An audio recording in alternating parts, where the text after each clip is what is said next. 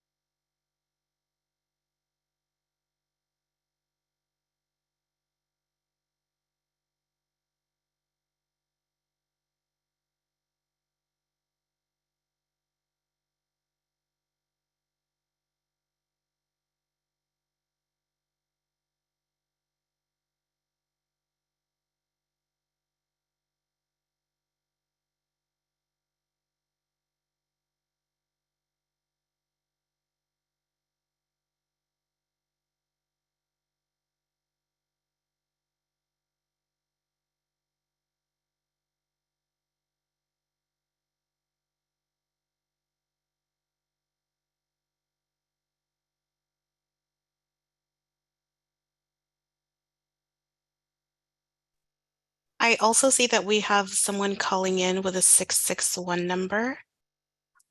I'm not sure if you'd like to identify yourself so that we can rename you.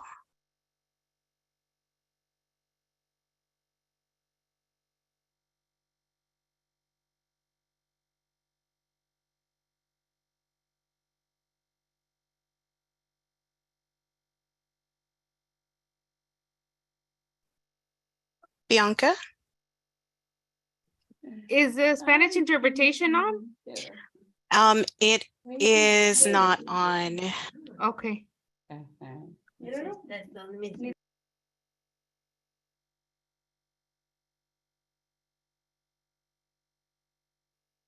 Jessica, can you try it on your end? For some reason, it's not working on my end. Yes, give me a second. As it's on. I'm gonna make you the host. Yeah, we could hear you. Wait, so it is on or it's not? I believe it is on. Oh. We have Catherine inside of the Spanish channel, so it should be working. Okay, that's what I thought. Mhm.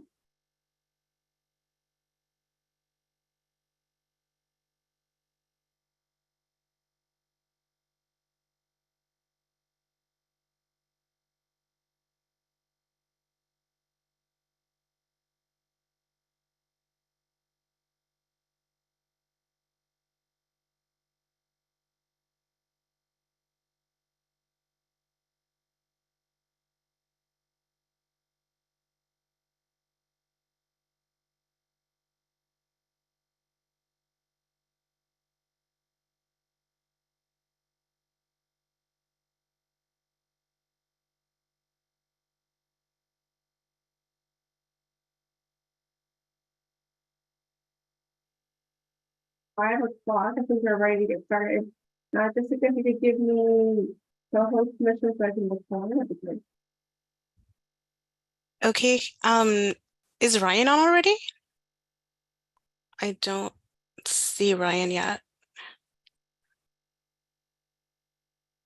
Amy, just as a point for the interpreters, I don't know if it's just me, but your audio sounds very low.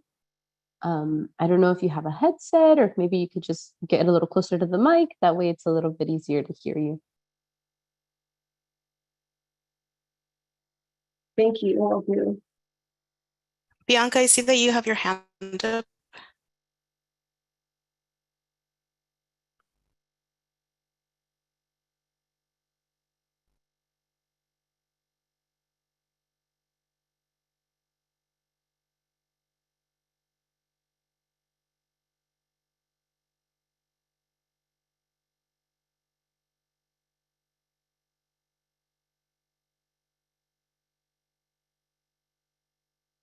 Can anyone else hear Bianca? Okay, just making sure that I'm not on the wrong channel. Thank you. And then I'm not seeing Ryan yet. I have a question. Well, a comment. So we have the last numbers are 3008 is Minerva Hernandez. Thank you. Just to let you guys know. I just spoke to her right now. Okay, perfect. Thank you so much. We will go ahead and update that name.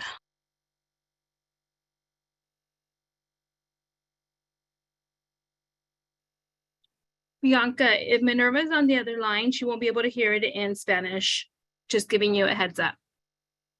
She understands English a little bit, so. Oh, perfect. Okay, just making sure that you know that there's no Spanish interpreting on the phone. Thank you. Okay, sounds good. Jessica, if you want to, Yes. let's go ahead and just get started. And then as soon as Ryan pops in, we'll go ahead and send it to him. Okay, perfect. All right. Welcome everybody. Before we get started, I would, and for reasons of accessibility, I would like to start with this interpretation slide. So if you are a monolingual English speaker, please select the Words Like Interpretation icon at the bottom of the screen, then select English. If you are using Zoom via a telephone or tablet, you'll select the 3 dots to see more options, followed by Interpretation, and then English. And now I'll pass it on to Lingüística to repeat these instructions in Spanish. Thank you, Jessica. Hola, muy buenas tardes a todos. Esta junta tendrá interpretación simultánea disponible en el lenguaje de español. Para poder acceder a la interpretación, si usted está utilizando una computadora, buscará el icono de un mundo que aparece abajo de su pantalla que diga Interpretación. Después seleccionará Español y los invitamos a silenciar el audio original. Si usted está utilizando un teléfono o una tableta, el proceso será un poco diferente. Buscarán los 3 puntos que aparecen en su pantalla. Después seleccionarán Interpretación de lenguajes. Después seleccionarán Español. Una vez más, los invitamos a silenciar el audio original. Y cuando han acabado, arriba de la pantalla habrá un botón que diga Listo, Done o Finalizar. Selecciónenlo para de esa manera poder escuchar en español. Muchas gracias.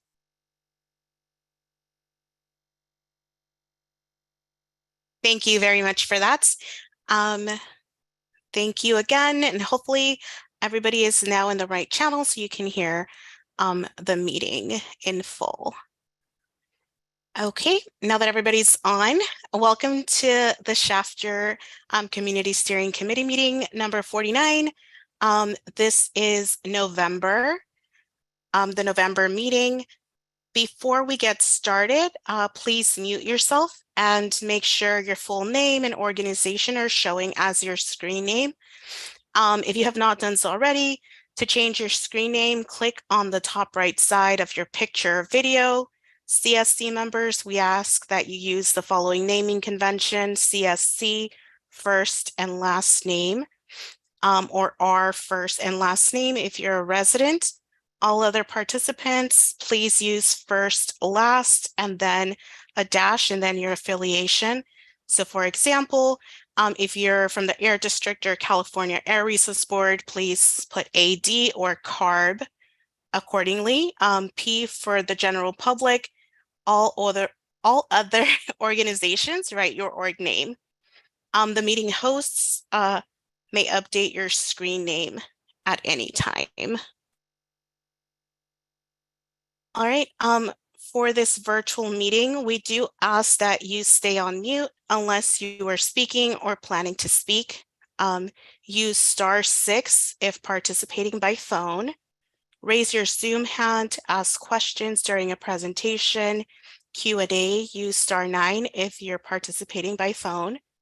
Residents, as a reminder, if you're in the stipend program, you should stay at least 75% of the meeting to be eligible for a stipend. That means for a 90-minute meeting, for a 2-hour meeting, you should stay on a minimum of 90 minutes.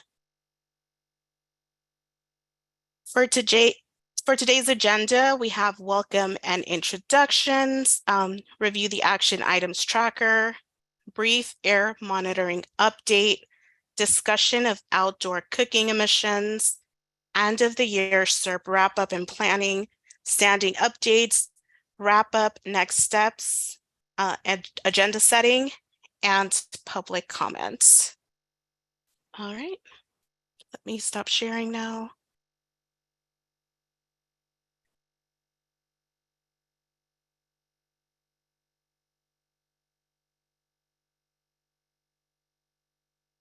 Okay, thank you. I'm not sure if we have Ryan on yet. I'm here. Oh, there you Jessica. are. Thank you, Ryan. I was clicking through the screens trying to find you. So tonight I have Ryan with me from the Air District. As a reminder, we don't have any community co-hosts. Ryan, do you want to give any opening remarks? Yeah, just happy to be here. You said meeting number 49, so one away from magic number 50. Great. Yeah, no, a lot of updates, and looking forward to the conversation. Happy to be here with all of you tonight. Thank you so much. And with that, I'll pass it to Song, and she will go over the action items tracker. It's long before you do that, just want to make sure that Bianca can hear in the Spanish channel.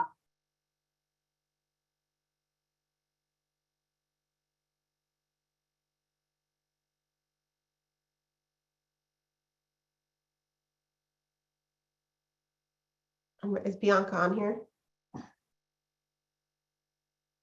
She may have dropped. Oh, I see her. Okay, we'll come back. She just put it on the channel, on the chat. Thank you. Thank you so much. I'm going to go ahead and share my screen. Let me know if everyone can see that okay. And I can pump this, make this a little bit bigger. Thank you. And for some of the action items from the last meeting that we had on October 10th, the first one was a quick discussion, or not quick, but in-depth discussion on oil and gas. And we are going to talk about this a little bit more during the January meeting.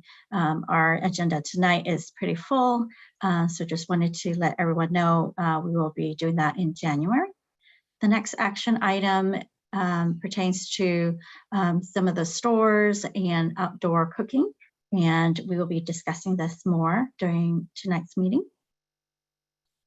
The next agenda item is an update from DPR, which we have staff from DPR tonight, and they will provide an update as well. The next one is also in regards to outdoor grilling and cooking, and again, we'll be talking about that. And then that's really about it, but I did want to share a quick update on a flyer that we have put together for the residential fireplace, and we do have it. And so if anyone wants to look at it, they can click on the link here, and I can share it right now. This is what it looks like. It is bilingual. If anyone wants to share it with any family members or friends, please let me know, and I can also send it out a paper copy if you would like a hard copy. But here's the Spanish. And that is pretty much it for the updates. If there's any questions, raise your hand.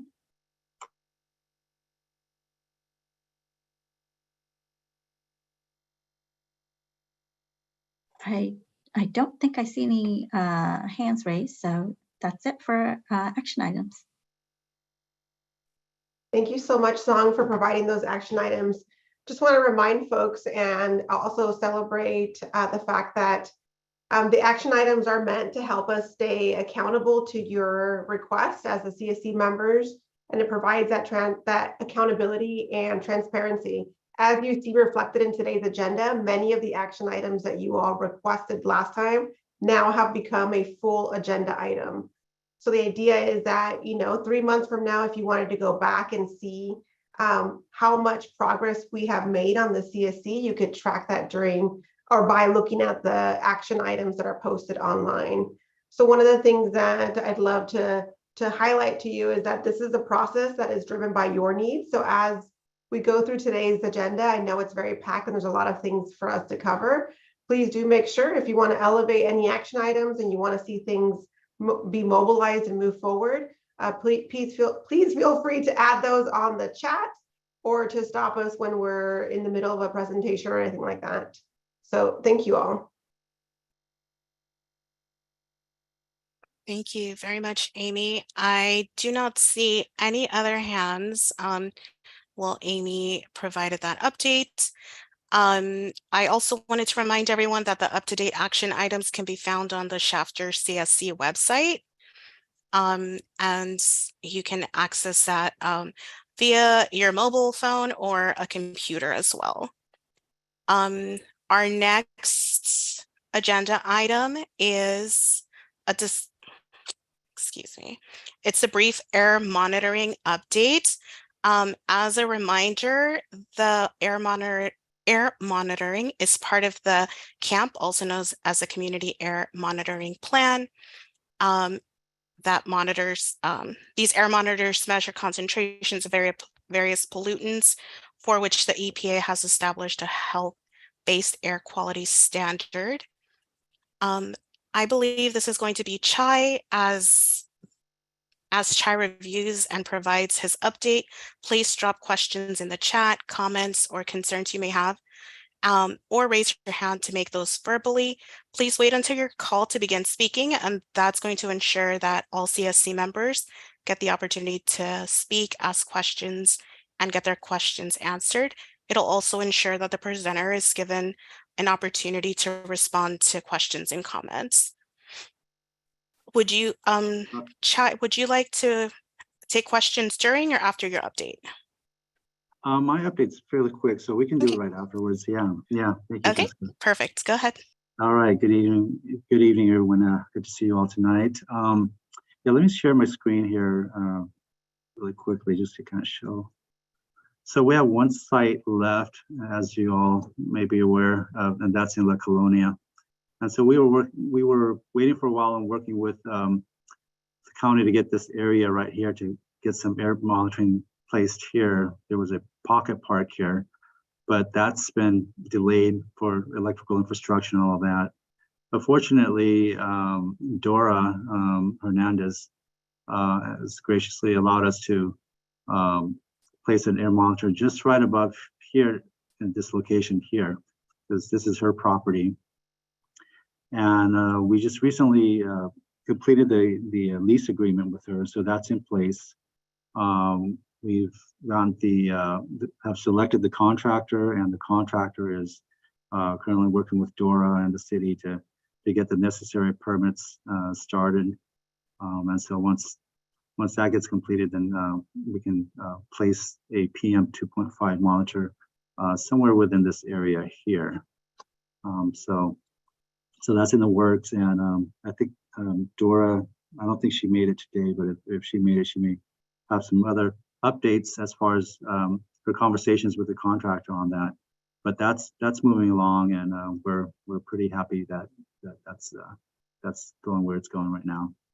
And another update is so a while back, a couple of weeks ago, we had an air monitor parked right around this area right here to see if we detect any emissions coming from the almond harvesting operations. And so we've got all that data. We've done some preliminary analysis and have some pictures and everything else. So we're just needing to polish that presentation up a little bit, and we should be ready in the next meeting to present it to all of you on that. So that will be coming up, and that's it for my update. I'd be happy to answer any questions you may have.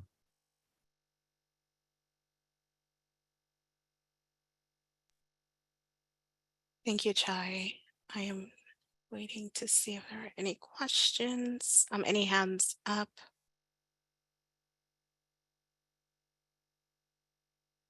Okay, there's a comment in the chat, but it's not related to your updates. Does anybody have any questions, comments, concerns based on what Chai just went over? I'll give everyone a few more seconds.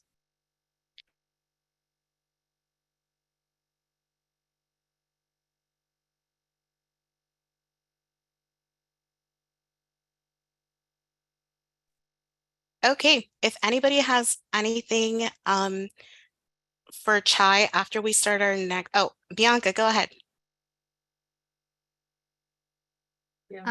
Soy Anabel. Buenas tardes. Buenas, Mi good afternoon. pregunta es, ¿que no el distrito del aire iba a hacer todo o la que va a prestar su terreno tiene que poner algo? No sé, no entendí bien. ¿Me podría explicar?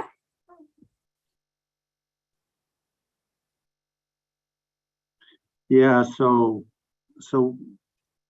basically the owner of this land is Dora Hernandez, and so we have asked her permission for it, and we have a lease agreement with her to install the air monitor there. But before we can install it there, we need to make sure that there is electricity that we can access, and right now there isn't. And so we have hired a contractor and found a contractor, and the contractor will need to get permits from the city to install the electrical, so that we can have access to it to operate the air monitor. And since Dora is the owner of this property, she will be working with the contractor, or the contractor will be working with her to make sure that she gives them permission to do the installation and get information from the city as well. Oh, está bien, ya entendí. Pues a ver si no se va otro año esperando. Y mientras tanto no tenemos monitoreo. Ojalá que se resuelva rápido. Gracias.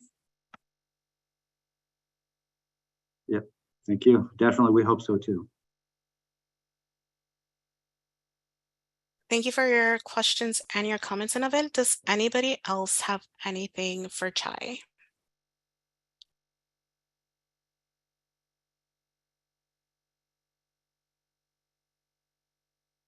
Okay, I don't see anything. Again, if there are any questions that come to mind after we move on to the next item, you're more than welcome to throw those in the chat and we'll address them when we have a natural break in the presentations. So thank you so much for your presentation, Chai, for providing that update. All right, everybody. We are now going to move on to our next item, which is discussion of outdoor cooking emissions. This is in response to the October CSC meeting where members expressed their concerns about outdoor cooking regulations and enforcement. CSC members at that time expressed their desire to learn more about outdoor cooking emissions released from smokers and commercial grade barbecues. In addition to information on regulations, the goal for this item is to address your concerns by helping to identify the different agencies' roles in addressing these. This discussion will be led by both Air Valley District staff and the City of Shafter staff.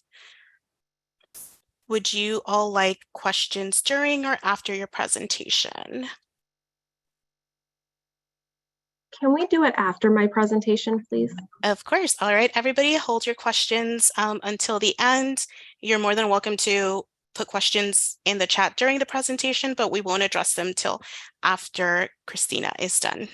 Yeah, it'll be short and sweet. But all right. I'm gonna share the screen. Please bear with me as we. Okay. Can you see? Let me see. Perfect. Presentation. Let me put this in presentation mode. Okay, can you see the presentation? Yes, we can. Okay, awesome. Hi, everyone. My name is Christina LaFleur. I'm an air quality inspector with the Valley Air District. The office is located in Bakersfield. And so I conducted an investigation on outdoor cooking emissions. So we have two rules that would best fit the cooking emissions. It would be 4103, which is open burning, and we also have District Rule 4901, which is wood burning fires and fireplaces and heaters. So 4103, we have a couple exemptions. The main exemption is that open outdoor fires are solely used for cooking food as long as they're using clean dry wood or charcoal. But if they're using trash, then it is a violation of our rule, even as a starter. So they can't be using cardboard or any of that. It has to be clean dry wood for either the cooking, consumption, campfires, or anything religious. And then for 4901, we have a couple exemptions. So anything that is like exclusively gas fueled, like those propane, really nice things that you see at a restaurant that have like flames coming out of them. They're usually ran by propane. That would be exempt from our rule. So I conducted an investigation on 3 locations: the Fiesta Latina Market, La Hacienda Market, and then Apple Market as well. So I did 2 days of investigation. I went on a Wednesday, which was October 22nd or October 12th, 2022. And I went early morning at 7:30, and I did not see any burning going on or any smoking. And then I went back during noon to see if anything has changed. And I went back and there was still nothing. Then I went on a Friday to see if maybe they do more cooking on the weekends, and they actually do. So on October 14th, on Friday, I surveyed the area around 9:45, and all 3 locations were prepping to cook. And then during the investigation, I didn't see any of the smoke leaving their property line. So during the Fiesta Latina Market on 300 South Shafter Avenue, I wrote down roughly the locations that would be affected based off of high wind. So in the picture next to, you'll see a 300-foot radius from the cooking device. So that's exactly where the cooking device is on the property. And normally the winds are from the northwest. And so the sensitive receptors would be roughly 200 feet away. However, if the winds are coming from the south-southwest, we have sensitive receptors right there, customers at the Winter of Automotive, roughly 140 feet away. And then we also have from the northeast, we have the mobile home park that is roughly 115 feet away. And this image is from Google Earth. And I conducted the same thing for La Hacienda Market with a 300-foot radius from the cooking device. So prevailing winds normally coming from the northwest, the sensitive receptors were roughly 230 feet. However, if the winds were coming from the south-southwest, we have 2 places, which are these lines. You have the Veterans Hall, and then you also have a women's health facility that is roughly 110 feet away. Then we also have winds from the north-northeast to a home, which is that other line. It is 160 feet away. And the last place that I did was Apple Market. So the Apple Market's located on 111 Central Valley Highway, also known as Highway 43. Same thing, another 300-foot radius from the cooking device.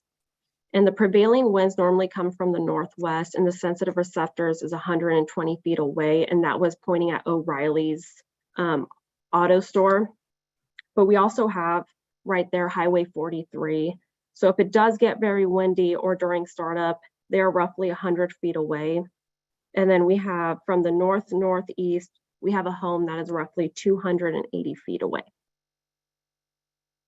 So just a brief summary, the cooking fires and the grilling were found to be exempt from 4103 and 4901. Every location had clean, dry wood as their starter fuel, and they did not have any trash in while cooking. And then the city of Shafter issued a temporary land use for La Hacienda. And then the city of Shafter also issued a conditional use permit for Apple Market. And that's it. Any questions? I know, hey, before maybe answering some questions, I know Steve Esselman is also here, and you know, he was going to share some information. So maybe, Steve, if you have some more to share, maybe ask some questions after that. Can you hear me? Yes. Hi, this is Steve Esselman with the City of Shafter. Yeah, what you said is correct.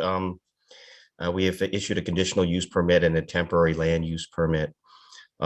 Conditional use permits can be revoked if you know, if the conditions are not met. We have not seen that they have been meeting their conditions. Temporary land use permits are re-upped every year, so they go through another a re-upping process every year to obtain another temporary land use permit for another year.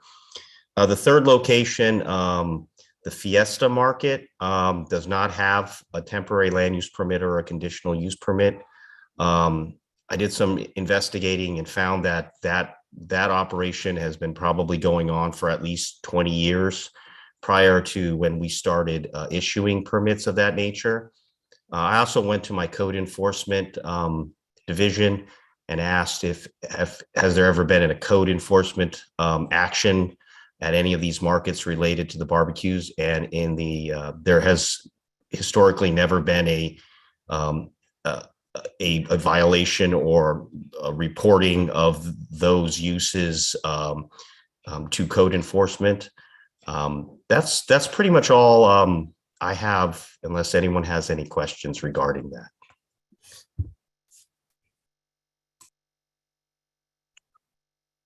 So we do have a hand up from Bianca. Before you start your comment, Bianca, I just wanted to remind the CSC members that this presentation was only provided in English. However, the Spanish version is on the website, and Zong also put the link in the chat. And then Zong, I'm not sure if you had enough time to mail that out to residents or not. Okay, yes. So members should, the Spanish speaking members should have that Spanish presentation in their packet that they received in the mail.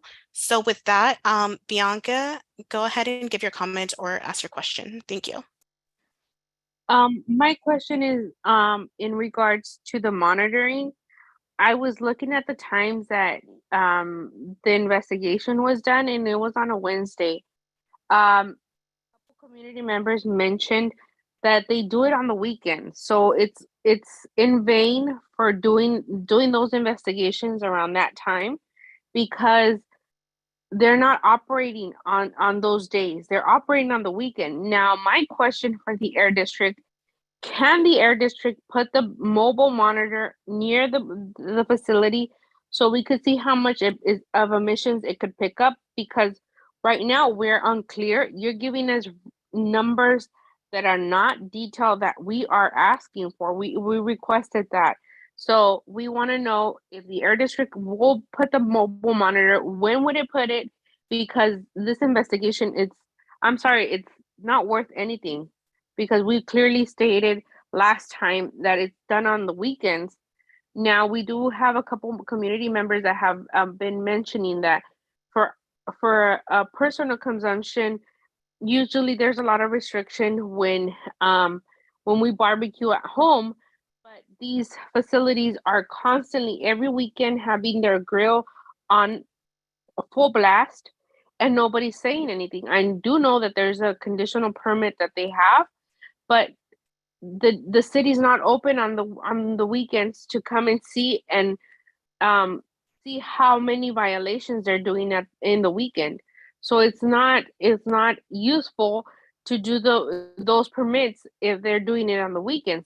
I understand that it's a business and it should follow the rules, but when it's on the weekend, there's nobody to enforce any regulation, and that's where it's alarming for the Air District to mention that, oh, they did it on a Wednesday day, when they don't even do those operations on those days. They usually do it on the weekend. And if we do it, can we have the monitor in the afternoon? Because when they do it at 9 or 7 in the morning, they're not operating at that time. Usually it's in the evenings when people are out of work, they need a dinner, something like that. So it's just my comment, my question, and I want to see if the Air District is gonna monitor.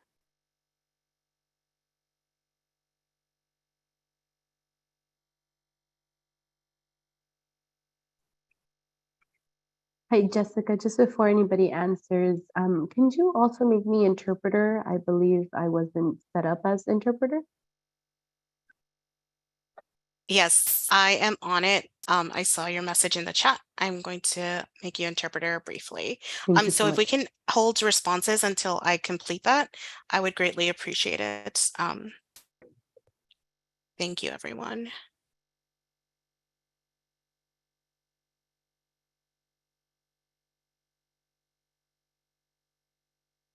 Okay, perfect. Ryan, I see your hand up. Thanks, Jessica. So just a couple points I think that were lost in the conversation, and want to make sure that it was clear to Bianca that during our investigation, Christina did observe them cooking. It looks like they begin cooking on Fridays. And so as part of her investigation, she did, firsthand observe them cooking, and generally where the smoke was going. I think the day that she was out there, it was low winds, and so you were getting the smoke was going straight up versus going towards people's residences. In regards to your second question, yes, that is something that we can look at, and we can coordinate and do some monitoring of the cooking missions to look at what contributions that is, and we'll work with Chai and his team to perform some of that monitoring. Yo le pregunto, disculpe, ¿puedo hacer una pregunta? Yes, go ahead. ¿En qué se basan en decir que el humo se va para arriba? Si el aire distribuye para todos lados. No entiendo. ¿No tienen chimenea para que se vaya hasta arriba, o hay un tubo que se lleve el humo para arriba? Porque cuando pasas por la carretera que vas manejando, el humo se va para los carros. No sé cómo, en dónde o cómo lo vieron que el humo se va para arriba. Simplemente ustedes, cuando uno de ustedes hace un barbecue, ¿el humo se va todo para arriba o se distribuye para todos lados alrededor del barbecue? Esa es mi pregunta. ¿Cómo lo hicieron para que el humo se vaya para arriba?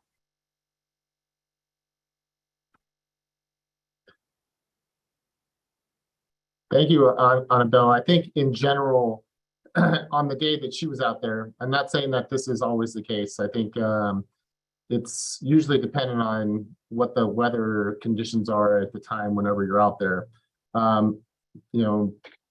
If there are some instances where there's lighter winds or it's blowing in a certain direction, maybe the smoke isn't lofting as well, and that will definitely result in more localized impacts as a result of the cooking smoke.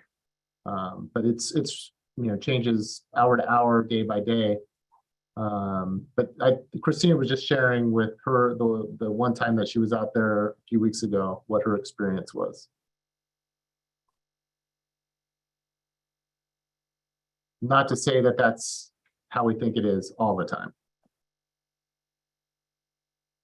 Did that answer your question? Or do you have a follow-up? Bianca also has her hand up. Sorry, I have my computer going and my phone going because I have the ladies on the interpretation channel and I'm in the English channel.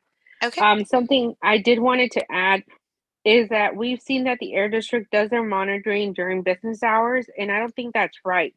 I think they should adjust to what communities have been dealing with day by day, and usually is in the evenings when a lot of these contaminants, or what you call impacts on our air quality, do a lot of their inventory where they just make their business go.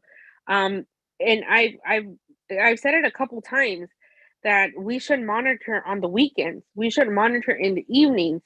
And I'm seeing Chai right now at the moment, and we keep constantly coming back and forth of saying, like, in the weekends, in the evenings, we should monitor because we don't see good numbers. We see good numbers during the day, but we don't see good numbers in the evenings when everything's moving. Like the ladies were mentioning, when people get out of work, they want a quick dinner. That's when the grills are full force. They're literally working completely during the evenings. And having somebody monitoring during the day doesn't really help the community. That's just telling us that the Air District is going to do their part as a checklist, but not in the evenings when we really need it, when we really need good numbers. So if they could go back and monitor in the evenings and actually be there when it's in the weekends, on Fridays, when it's actually working, not during the day when it's just barely starting, you're not going to see all those smoke. I've actually been there in the evenings, and it's really bad. It's really, really bad. And I understood what the ladies were mentioning the first time when they brought it up to the air district. And for constantly saying like, oh, we already did the checklist, we already did it, that doesn't help. That doesn't help. We don't need the air district to just give us a brief number or just a checklist as to the residents' request. We need actually actions from the air district. And I'm sorry, but that's how I feel right now, that the air district is not helping the residents. Well, I definitely don't want to get in a back and forth, Bianca. I can point to us doing monitoring nights and weekends across many different communities. And this topic only came up last month. That was the first time that we've had a conversation about it. Since this was brought to light, we can definitely coordinate, but I don't want it portrayed as like this was a long-standing ask, like from the get-go. We've been, kind of working on it, since last month as a result of those conversations. And so the request was made tonight to do more. We can definitely figure out a way to do it, during those times.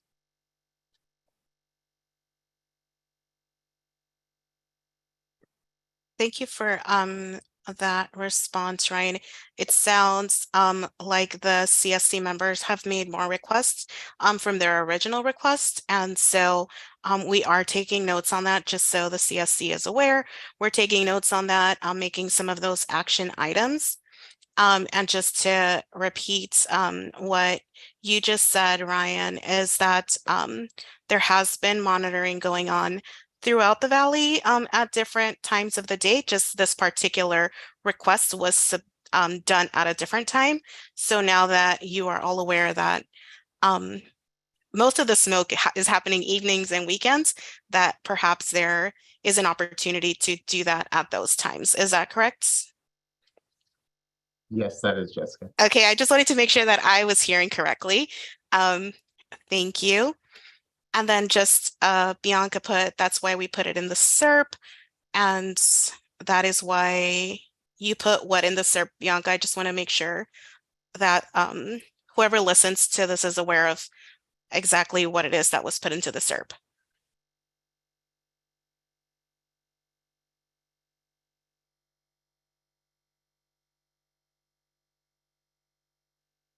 Can you hear me, Bianca?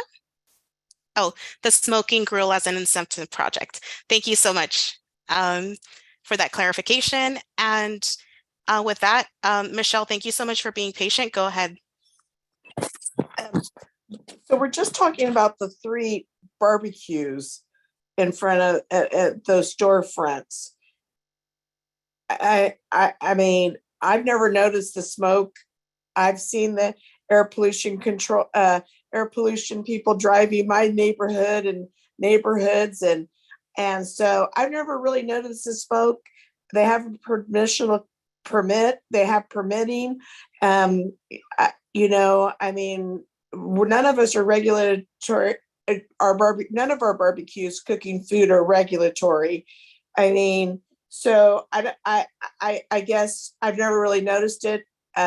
I'd rather work on getting us air purifiers in the house personally. But that's just my feeling, and wanted to make sure that there's other voices being heard too. Thank you for that comment, Michelle. Ryan and Christina, I just wanted to address something that I just heard Bianca say that was said during the October meeting, which is that, and this is what I heard, was that the residents cooking on grills is being regulated, but my understanding from the presentation was different. So can you please clarify that? Yeah, so cooking emissions, according to all of our rules, is exempt. Like if the purpose of the fire is cooking, that is exempt. That's exempt under state law. That's exempt under our rules and regulations. So I believe what is being referred to is our residential wood burning curtailments. So that began on November 1st and goes through February, the end of February. And so the district every day during that season will make determinations based on the existing weather conditions, ambient air quality, emissions data to determine whether or not it's going to be permissible for people to burn in their fireplaces and wood burning heating devices. But that does not apply to cooking. So I mean, if someone was outside, say the district says tomorrow is a no burn day, that does not apply to using your charcoal grill or your gas barbecue device. The one thing I do want to mention is, while these are exempt from the burning rules, the odors from cooking is not exempt from our nuisance, and so that is part of our when Christine's out there doing her investigation, that is something that we're also aware of, and so I don't know how many odor complaints we've received about cooking, but I know it's not very many, if any at all. But it is not exempt from that. That would be the one rule that it is it's subject to. Thank you so much for that. And Bianca also thanked thanked you for the clarification in the chat. Are there any more questions or comments about this particular discussion of outdoor cooking emissions?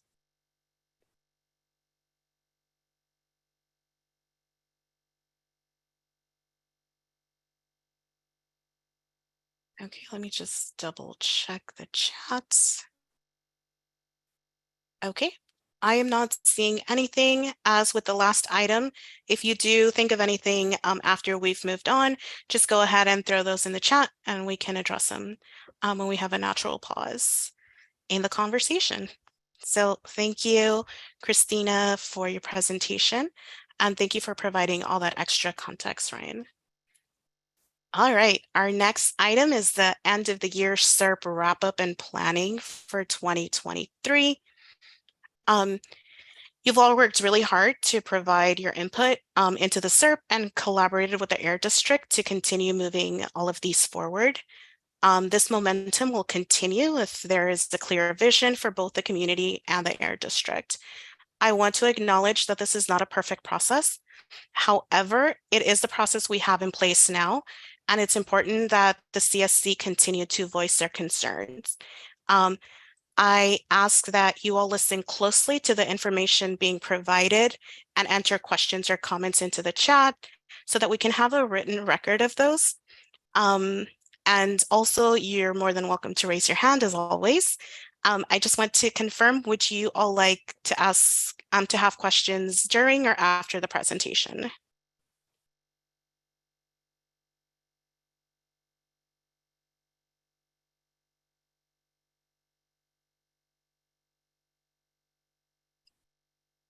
Okay, so we will go after. Okay, so with that, I'll pass it to the Air District.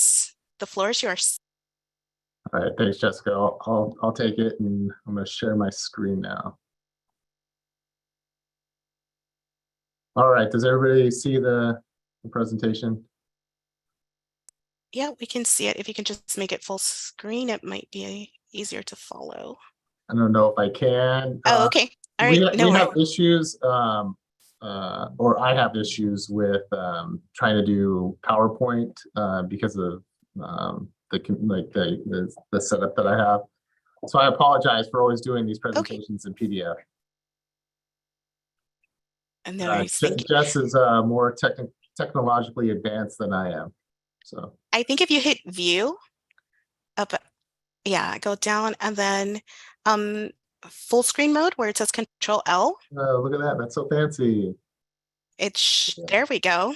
Perfect. All right. I learned something new. I love it. Thank you, Jessica. All right. So yeah, Jessica talked on it. This 49 meetings in, there's been a tremendous amount of work that has happened, and a lot of direction that has been provided. by all of you, and hopefully this update to you provides all the information about what's been done, and hopefully there's a great deal of pride in the work that all of you have done over this past year. So just to kind of going over some of the implementation that we've done, and so kind of going back, we're working on several things. In the conversations, it was very much a lot of residents saying we need to see more things that benefit the residents, and so the first one that we're talking about is the indoor air filtration. And so we've elicited a lot, and we've gotten a lot of feedback on what residents are looking for from this program, how it should work, and who it should benefit. And so the proposal was to include $250,000 for this measure. And then so where we're at right now is we're working on the incentive project plan that we have to submit to CARB, which they in turn have to turn around and approve for us to be able to spend those funds on that. And so listening to all of you, it is a high priority, therefore it's a high priority for us. And so we're hopeful in the next couple of months to have that completed and over the CARB after we continue to get more feedback from you. And through this process, we will definitely share more information with the community steering committee and continue to get more information on that. Another one that that has been approved, and we have $800,000 in funding available for, is the residential wood burning. And this is one where we haven't seen, there's still quite a bit of funding left. And so this is where we really need to work with you on how do we do outreach in the community to get more people interested in this. As many of you remember a few meetings back, we kind of looked at what the incentives amounts were and took feedback from you that part of the reason why this program maybe we didn't see more participation in it was because the funding amount wasn't high enough. And so from those conversations, actually increased the amount of funding that one can get, with the goal of trying to make it so that someone could go to a place and get one for basically free. That was the intention and the goal. So if any of you are aware of people or know people that use their wood burning fireplaces, and that encourage them to use this program to switch out to no burning options.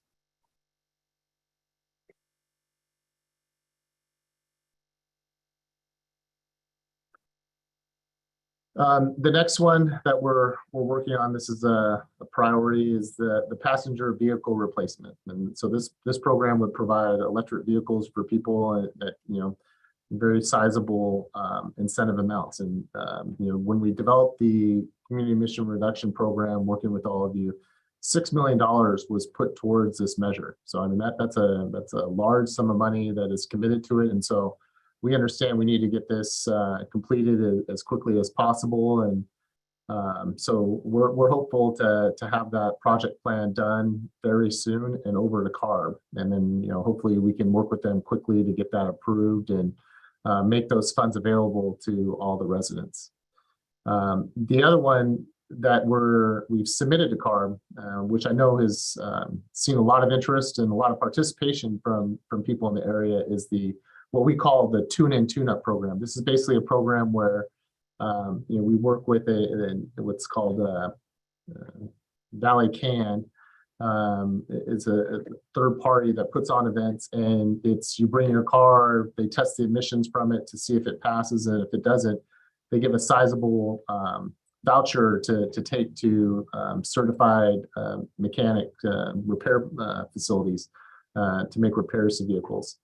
Alternatively, in certain instances where maybe the car, sometimes you can pair it up with like the passenger vehicle replacement if it can't be fixed, or if it's going to cost more, that is also an option. So it's a huge benefit from the people that have participated, and There have been thousands of people that have gone through the program and have definitely benefited and shared that out. And so we're trying to get that one done as quickly as possible.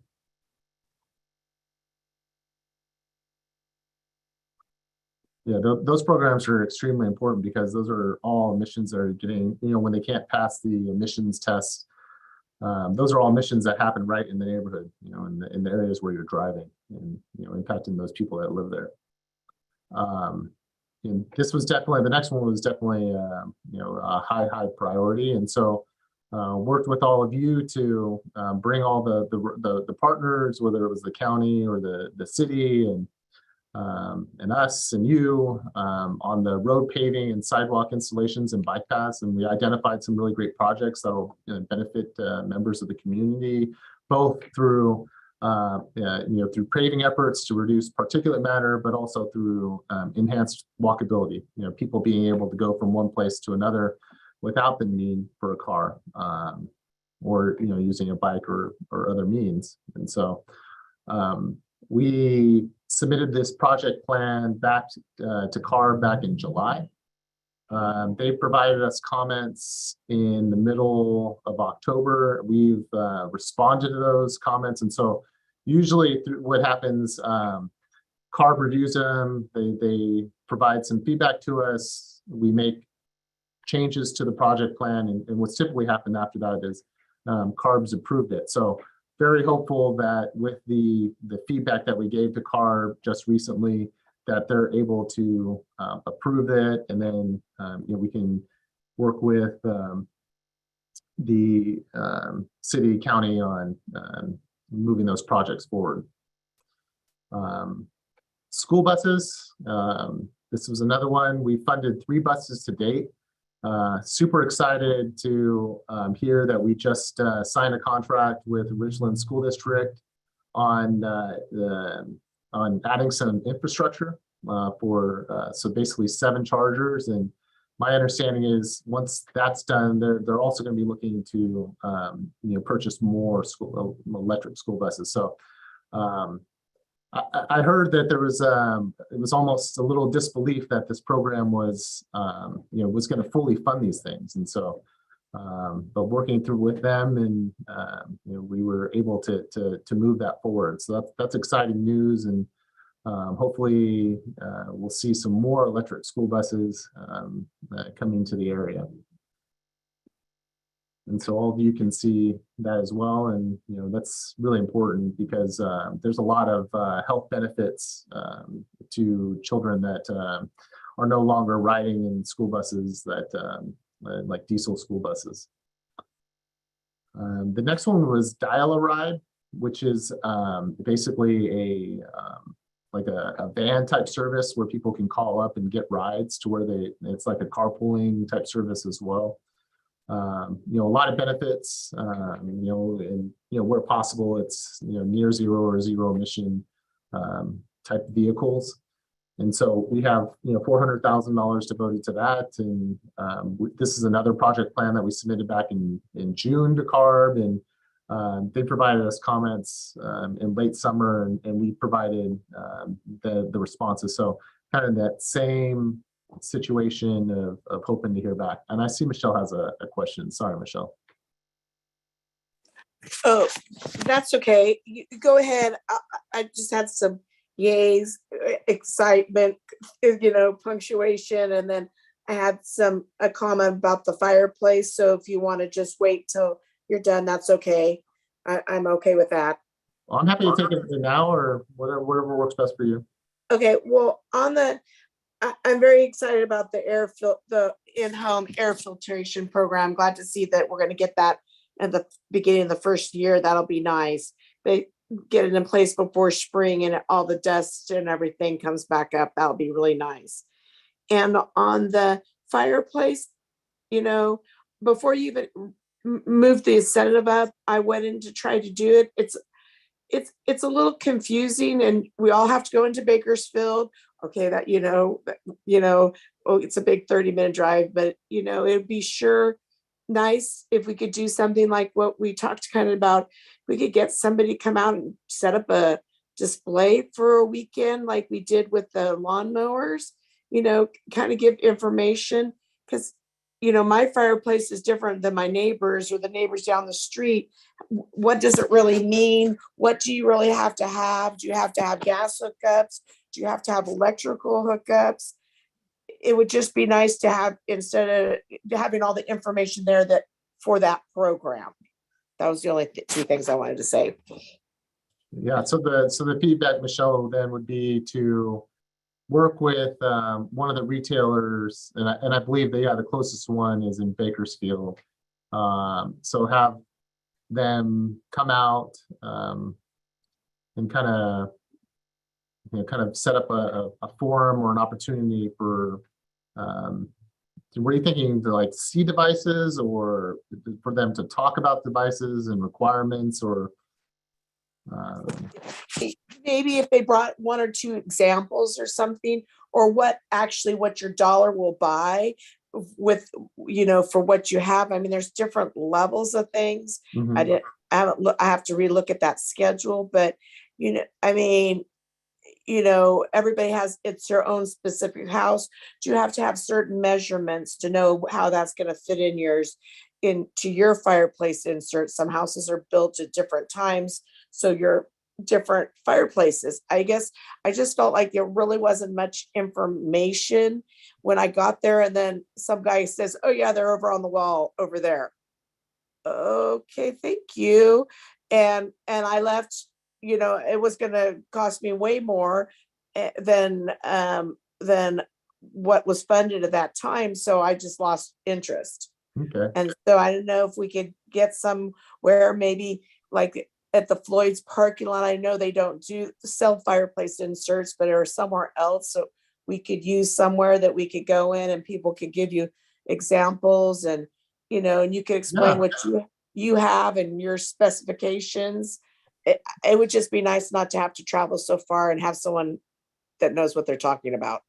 Yeah, no, yeah, I know David Lopez is on here from our grants team, and I know he's furiously writing notes down. And I think that's a great suggestion. And I think what we can commit to is reaching out and talking to them and seeing what opportunities are available, and, you know, sharing that out with all of you and trying to get something done. Thank you. And before I get to Linda, Bianca also put a comment in the chat, doing a community event for the fireplace replacement, and also have someone to fill out the application. Yeah. And with that, I will, oh, go ahead. No, I was going to say on that, I know in a lot of cases, a lot of the retailers do provide a high level of assistance in the application process, and because that is definitely, we understand that was one of the challenges, and so there are a lot of good retailers that have been helping out with those efforts. Ryan, this is David Lopez, everyone. Yeah, and that is correct. We've had a lot of times the dealerships help with the application write-up. Of course, staff here on the grants team will be happy to help out anybody who has questions or need assistance on their applications. So. David, is it okay to contact you directly? Is there a phone number where residents or members can call?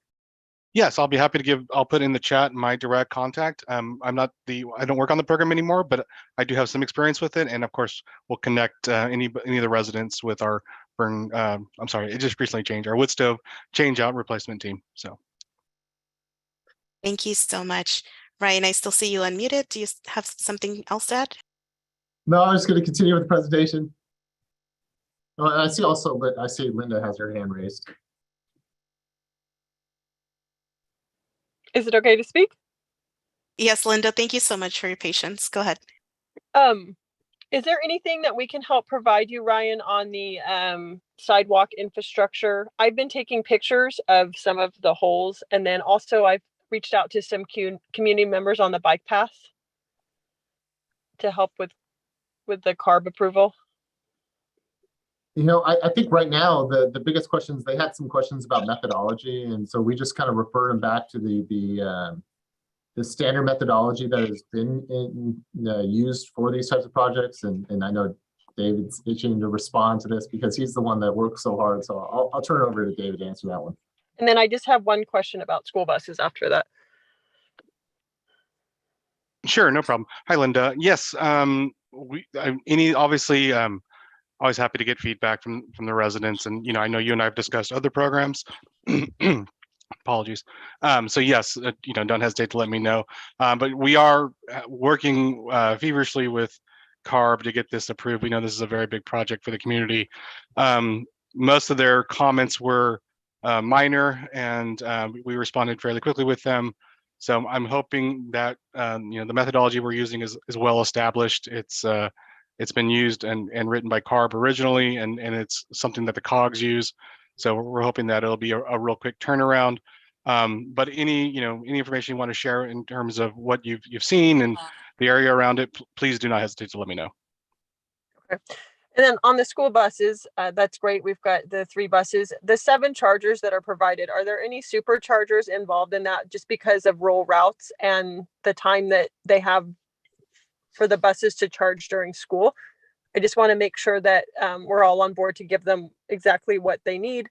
That was one thing. And then the other thing is, if there's any repairs or say a battery goes bad on one of these buses, does this funding have money? Because I do hear this about electric cars. Is this, because I would hate for the school to have their old bus squished and then a new battery costs them a lot of money, because I've heard that about electric cars. So I just wanted to know if there's funding in here to I wouldn't say a maintenance, but some kind of warranty on these bus batteries to make sure that we can keep using them in case anything goes wrong. I don't want the school to be stuck with some huge bill and then we can't use the bus. No, thank you, Linda. And to answer your first portion of the question, yes, for the 7 out of the 7 chargers, 5 are what we call level 2s, and then 2 of them are what we call DC fast chargers. So they will have high-powered chargers to support some of their buses whenever, as we call them, for necessary charging. In terms of bus batteries, and most manufacturers have a warranty on those. I apologize, I'm not familiar with the typical bus warranty for batteries, but they tend to cover the expected life of the vehicle. But I will be happy to share that with the zero emission school bus team. And if you want me to follow up and get you that answer, I'd be happy to reach out to them. Okay, thank you so much. Yeah, and if you could send it to me, thank you. Sure, no problem. And to answer your question, Bianca, we have many either we like it in, if a Spanish speaker contacts us for grant information, we will 100% have people available to share information with them.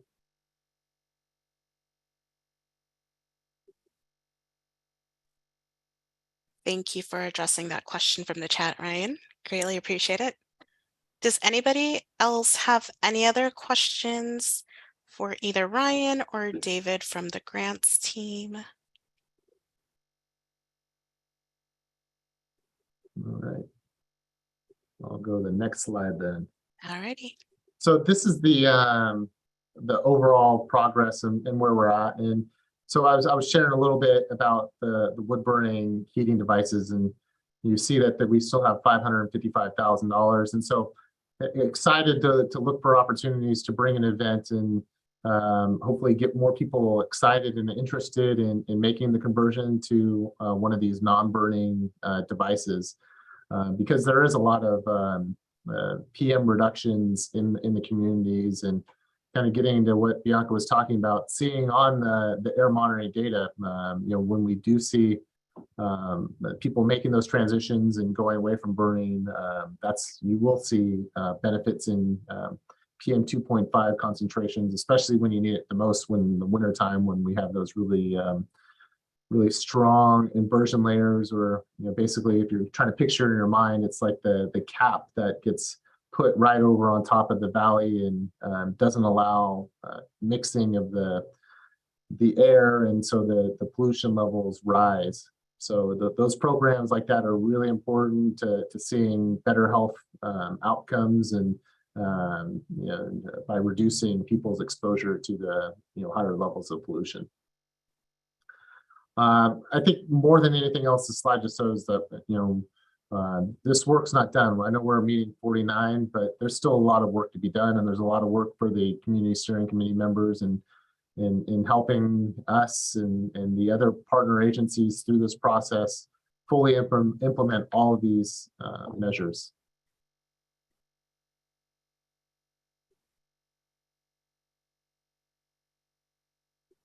So that's my presentation on kind of where we're at, and thank you again so much for all of your efforts. It's been a lot, and like I said, I mean, hopefully in looking at all that work, there's a lot of pride. I know the most pride is going to become in a few more years when hopefully we can all look back and see that all these measures are implemented and you're seeing all those changes. You're stepping outside your house and you're seeing the electric buses on the road. You're seeing more trees. You're seeing vegetated barriers. You're seeing your neighbors driving, you and your neighbors driving electric vehicles, and fully reaping all the benefits from all your efforts. So thank you so much. Thank you. I will wait to see. Oh, go ahead, Linda. I was just wondering, what happened to the tree RFP? Did we send that back out? Sorry, not tree, urban greening. Yes, that is currently, I don't know if we've had any. I'll let David speak to that. No problem, Ryan. I think there was an issue with it being for so long, so no one applied, is from what I gathered last time, and I didn't know if it got rewritten, so we could send that back out. We're just kind of internally, we are having discussions with a local tree group that does planning in the Kern County region. Some of their concerns was in regards to funding and how quickly. They're not a very large organization, so they wanted to make sure that they could function in terms of the grant and make sure that they had the necessary backing in terms of funding. So we're having internal discussions. In fact, I just had a discussion with the group as of Monday, or I'm sorry, Thursday of last week. Monday I responded back to them, sorry. But we're having further discussions, and we're making sure that this is something that if they are interested in doing, that they could meet our requirements. And then the idea is if we can kind of make sure that our program is to what they're looking to do. If there is some changes we might have to make, we could maybe consider that in the RFP, and then relaunch the RFP to look to hopefully get everything moving by early next year. So, and we had talked in another meeting about not having to upfront the amount because a lot of nonprofits don't have that. Is that part of that discussion? Yes, and so for our funding, we are required to do a reimbursement based on a reimbursement basis. We are looking at ways to maybe make it not have where they have to pay for everything up front, and then or maybe look at other methodologies and ways that where everybody feels comfortable. But as of right now, I think we're moving in a very positive manner. So. Yeah, that's thank you. That's Linda, just so you know, that's a state requirement. It's not a district decision that was made.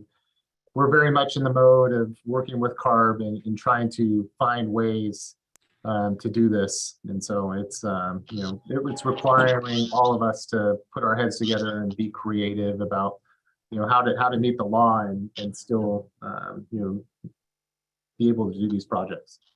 Yeah, I know. It's just for a nonprofit, that's a lot of upfront. So just want to see if there was another way. Thank you so much for looking at that.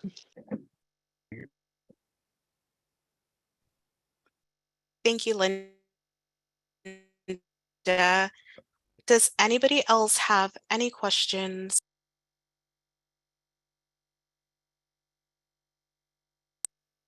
Michelle, you can go ahead and unmute.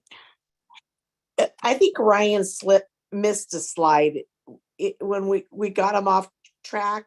I think he missed the slide of vegetated barrier and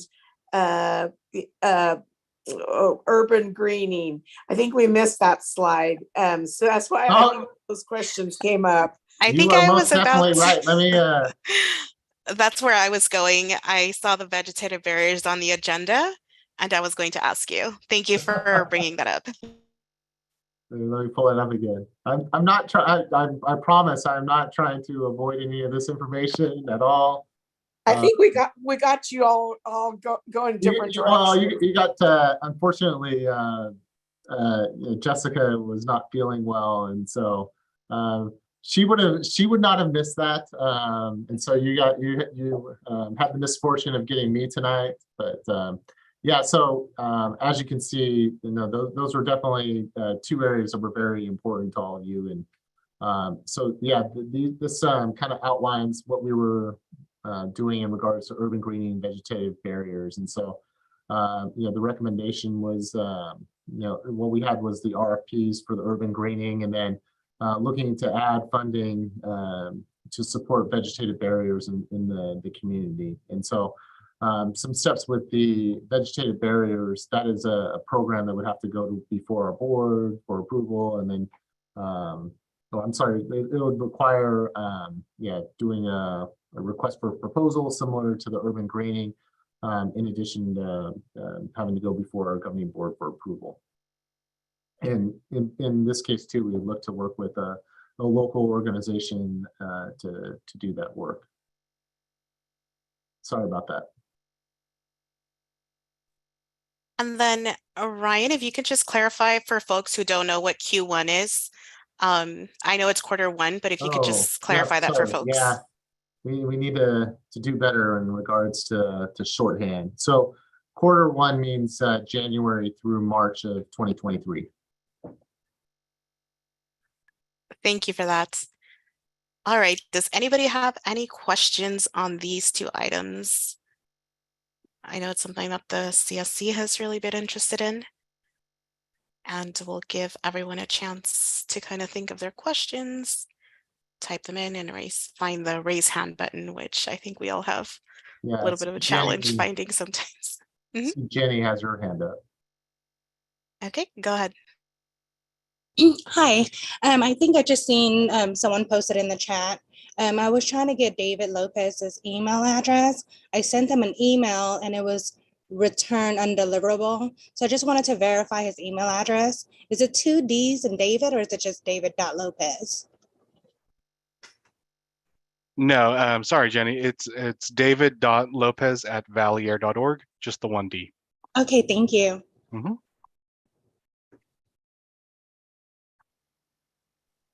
And I see that the Spanish interpreter did put that in correctly with only 1 D. And that's the last message in the chat. Thank you, Jenny. Does anybody else have any questions regarding this item?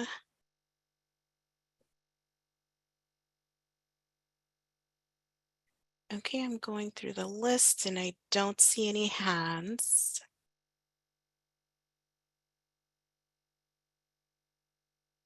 Okay, perfect. So thank you, David and Ryan, for going through the end of the year SERP wrap-up and planning. Our next item still out. And I read the CARB representatives chat earlier today, and I can't remember their name.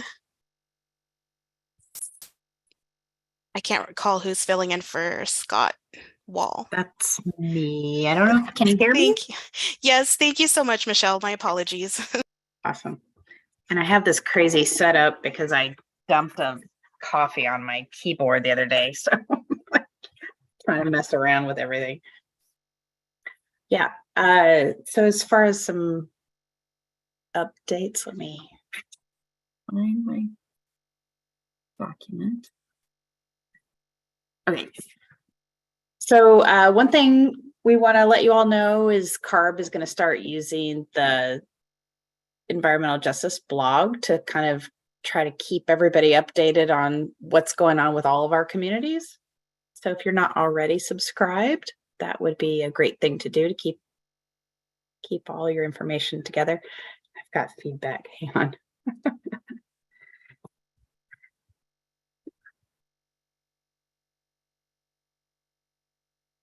There we go. That should work. Okay, and then another thing is that just letting everybody know, and I can drop some links. It might be a lot to interpret into the chat though. On tools, just to understand where the best available control technologies are, because we've been developing a lot of tools recently. There's so I'll drop some links in the chat for that, in case anybody is interested in checking that stuff out. And then there's community air grant funding process has begun. They had a workshop late last month, and they're expecting $10 million for funding. So they will soon be requesting applications to support community-based organizations and tribal governments to participate in the process.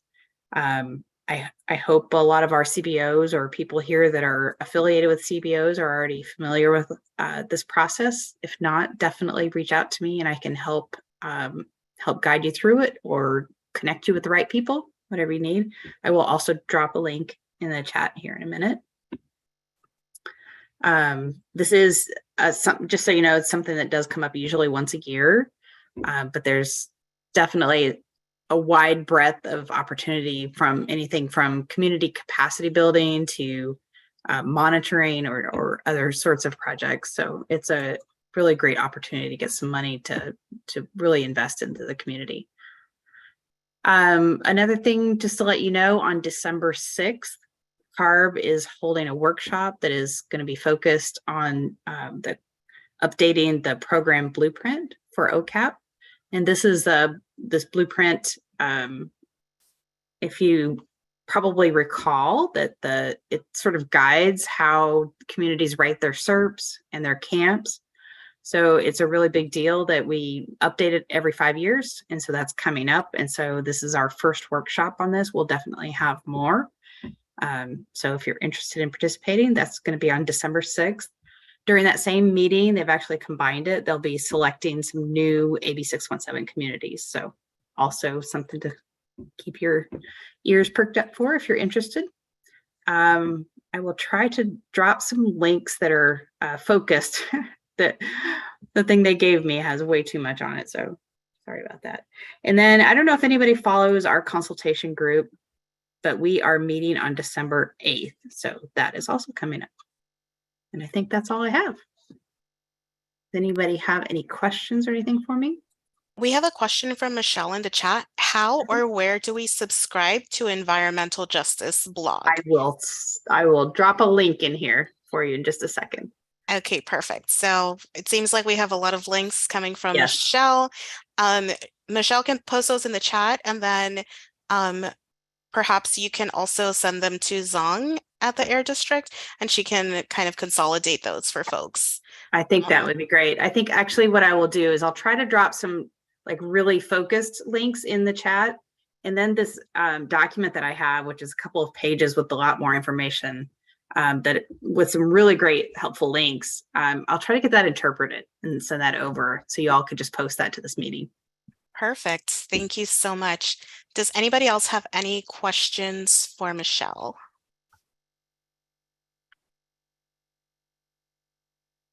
Okay, I'm not seeing anything. Thank you so much for your update. Yeah, thank you. Pleasure to meet you. Okay, so up next is DPR update, and I saw Maziar. Hello, good afternoon, everyone. Excuse me. We have two updates for this afternoon. One of the update is about our rulemaking. So I believe the wait is over. We will be posting our rulemaking document to the DPR's website tomorrow. So it will be available for the public to see what happened and what we've worked on. And after that one, there would be a comment period until middle of the January, which we will receive all the comments from the public. All of those information will be available on the website tomorrow at noon or early afternoon at the latest, and we can share the link with you, and we can share with the community here if they want to see all documents and if they want to provide any comments. Another one is about our notification workshop. There were 3 workshops last week, Oxnard, ROC, and also one virtual. There were a lot of comments from public, and basically the summary of those comments that DPR took is that we will have a transparent website that anyone can have access without requiring any kind of like sign up, name, address, or registration. Another comment was a map of plant application in the state that can be accessed anonymously. Another one was the opt-in subscription option to receive notification through email and text. Information will be provided in both English and Spanish, and also information about agricultural application of restricted material pesticides. These are the public input that DPR received, and there would be the next step to work with the IT and implement all of these input into the system that DPR is putting in place. This is an update that we have at the moment. If there's any question, I will be more than happy to answer.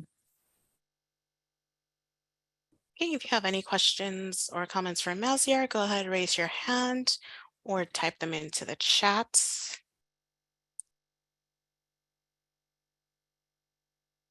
Maziar, I think if I missed, I apologize. The cutoff for written comments is tonight at midnight, correct? For the notification workshops, input, rule development. I do not know the exact time. It was provided during the meeting. If you are saying that's the midnight tonight, I don't know exact date. It might be that. But it should be on our website. I can check and put it in the chat. Thank you for your question, Ryan, and thank you, Maziar. We will wait. We'll move on to the next one, but we'll wait for you to update that in the chat. And once you have an answer, we'll just read it out loud. Okay, and next, Caltrans, do you have any updates?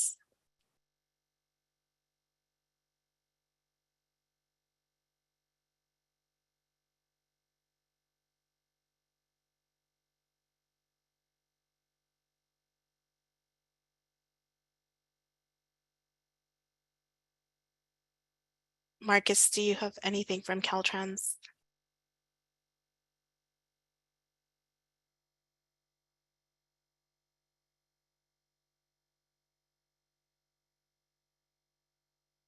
Okay, I don't know if Marcus can't hear me, but I just wanted to give Chai another opportunity. I know you already gave an air monitoring update today. I just wanted to see if there was anything else that you had.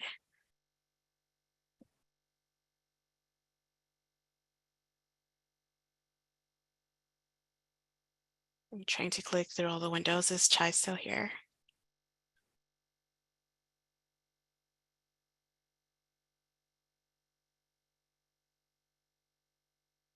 Okay. I think he might have left already. Okay, yeah, I couldn't find him. Thank you, Zong. Okay, perfect. Are there any other agencies that would like to provide any updates?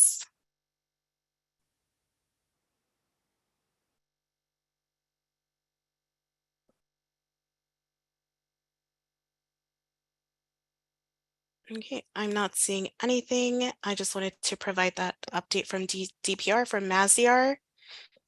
And DPR invites the public to submit written feedback on the county-led notification pilot projects for the UC Davis Center for Regional Change to incorporate into its independent evaluation of the pilot projects.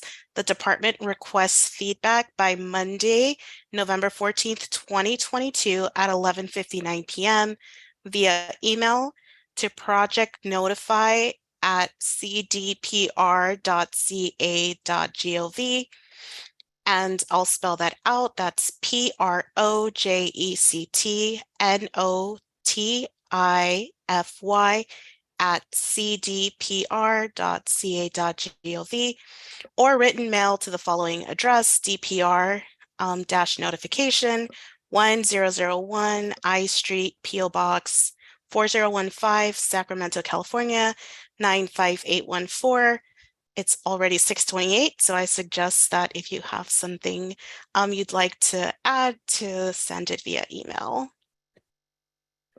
Okay, I'm just checking the chat to make sure there's nothing else that has come through. And it doesn't seem like there's anything else.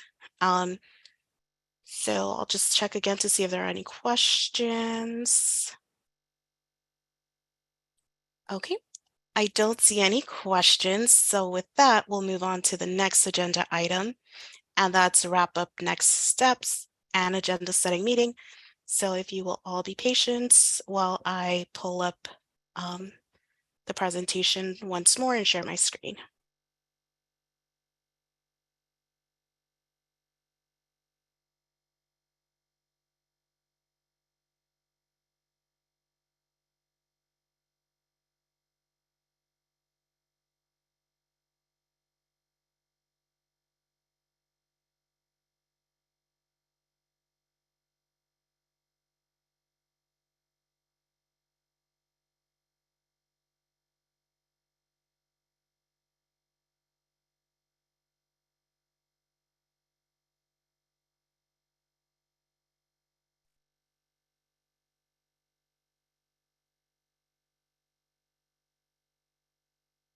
Okay.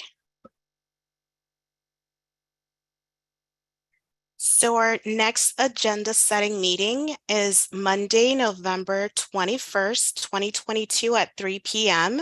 And I do want to let everybody know that the agenda that was sent out did have the wrong time for the agenda setting meeting. It said 4 p.m., but the correct time is 3 p.m.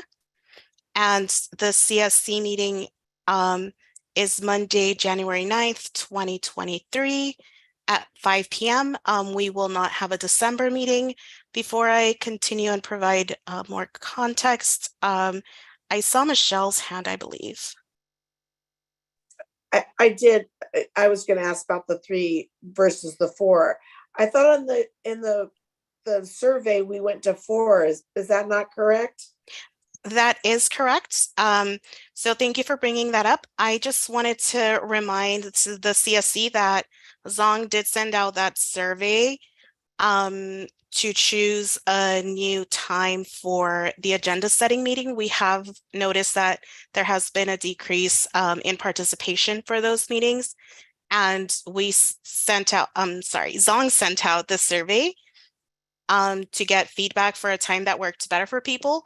The CSC overall chose 4 p.m. on Mondays, and that will be effective in January of 2023. Does that help answer your question?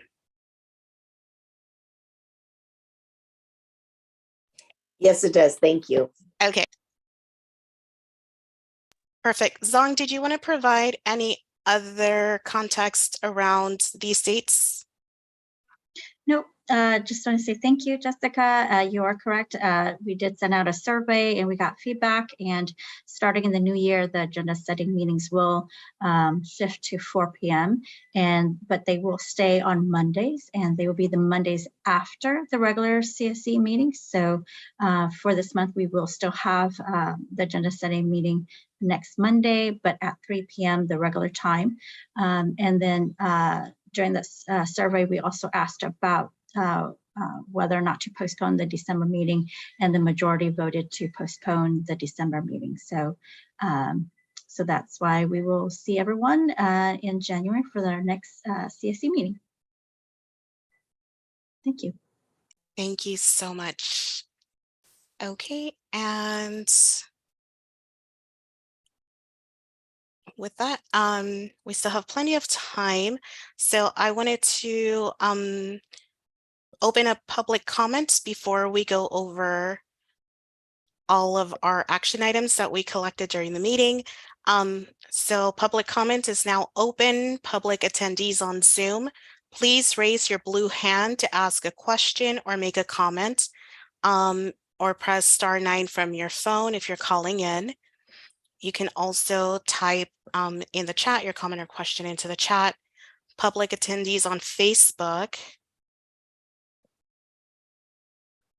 or AB617 at valleyair.org. Please type your question or comment. Public attendees on YouTube, you can also make a comment there. With that, I will pause and check in with Amy to see if there's anything on YouTube. Not at the moment.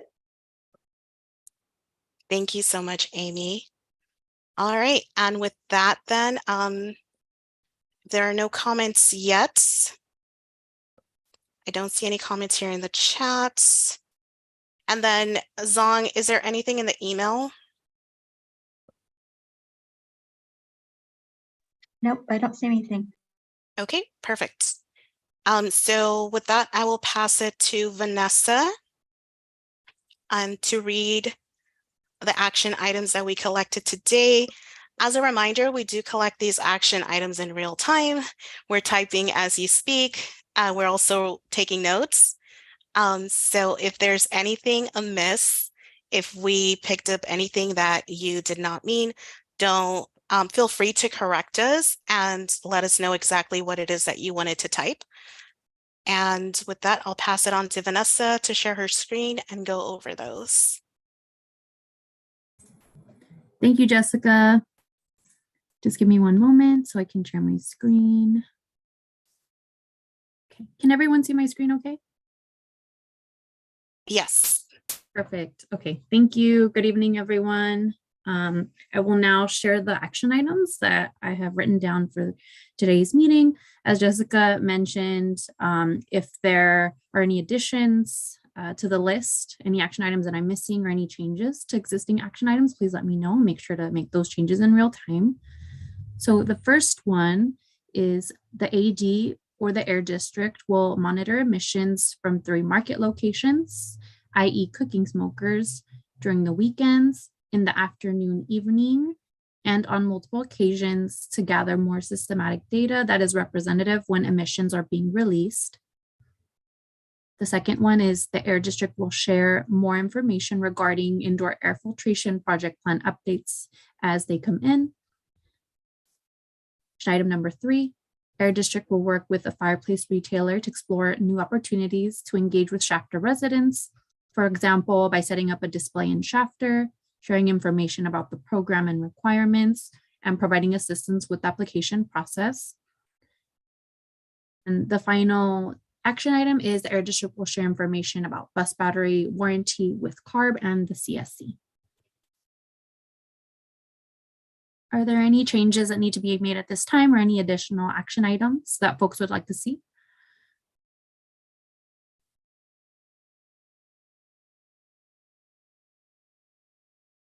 I'm not seeing any raised hands or any comments in the chat. So I'll pass it over back to you, Jessica. Okay, thank you, Vanessa. All right, everybody. We have gone over all of the agenda items. It appears there are no changes to our action items that we wrote down or took during the meeting.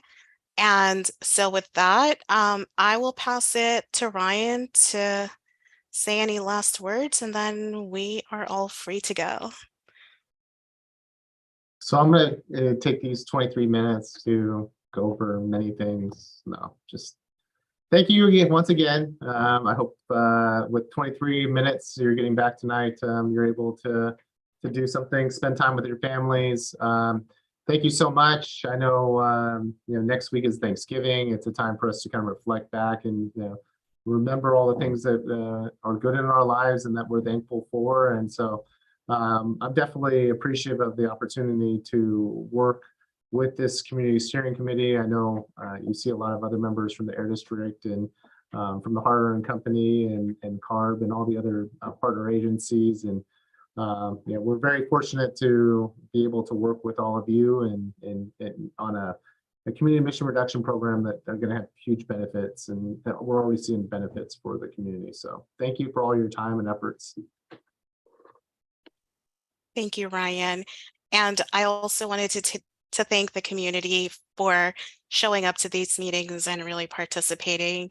I know it gets dark really early, and I imagine we are all like so thrown off, but CSC members still participated today, and there were people are comfortable enough to express what they're feeling, and I also wanted to thank them for speaking up and for the Air District for giving everybody the space to do so.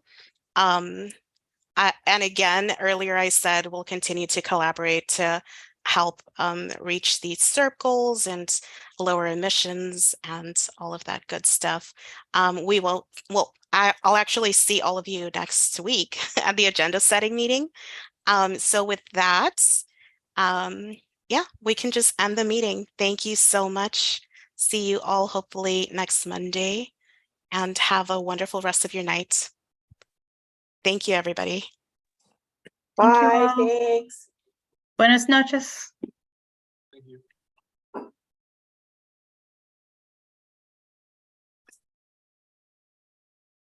Thank you so much, Linguistica, for providing your services.